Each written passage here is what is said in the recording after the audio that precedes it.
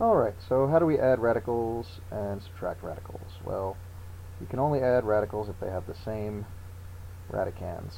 And when you add them, you don't add the radicands, you add their coefficients.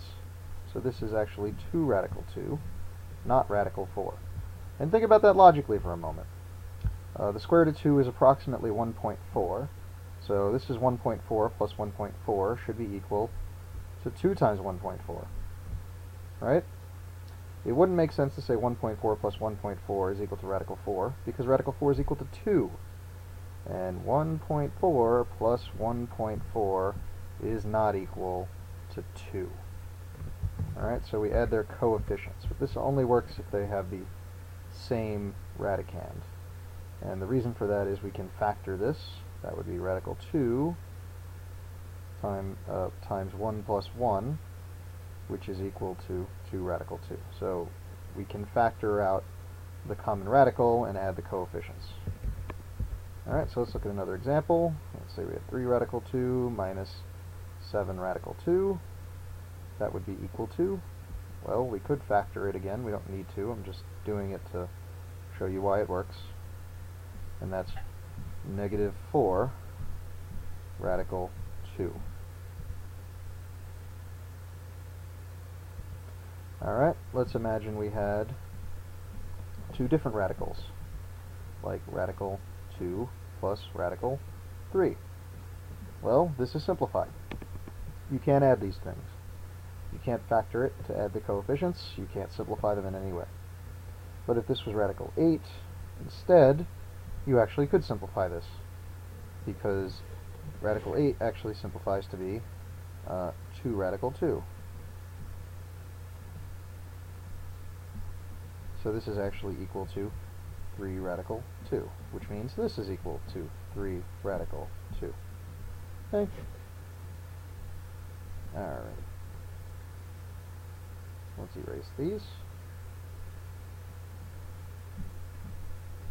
The same thing goes for cubic roots. So if I wanted to add 3 times the cubic root of 128 plus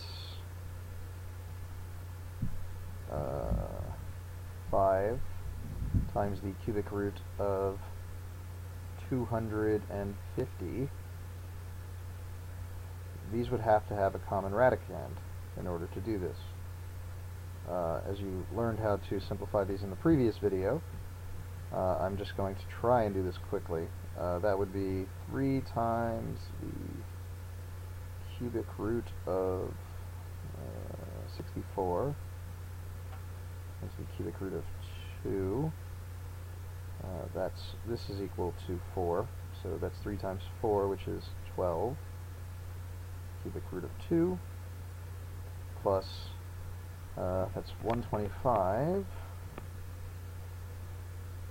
Cubic root of 125 times the cubic root of 2. So that's 5 times 5, which is 25.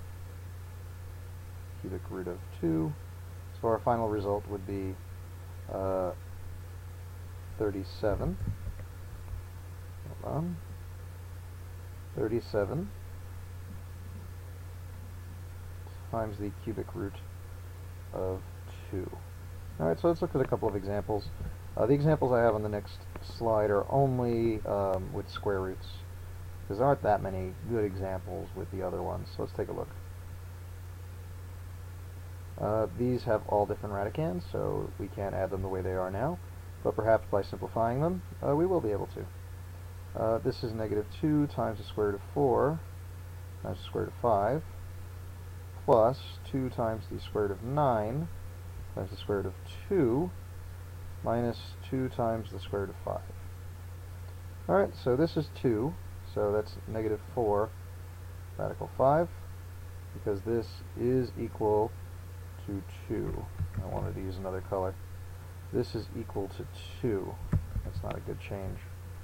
That would be equal to, trying to use blue, but I think it went over it in black. Alright, so that's 2, that's 3, so that gives us 6 radical 2, minus 2 radical 5. Alright, so we have two common radicands, so we can combine those. So that's negative 6 radical 5 plus 6 radical 2. I'm probably supposed to write these in the opposite order. I feel like these should be going in increasing order of radicand, but there's no convention that I'm aware of. Alright, let's take a look at one more example.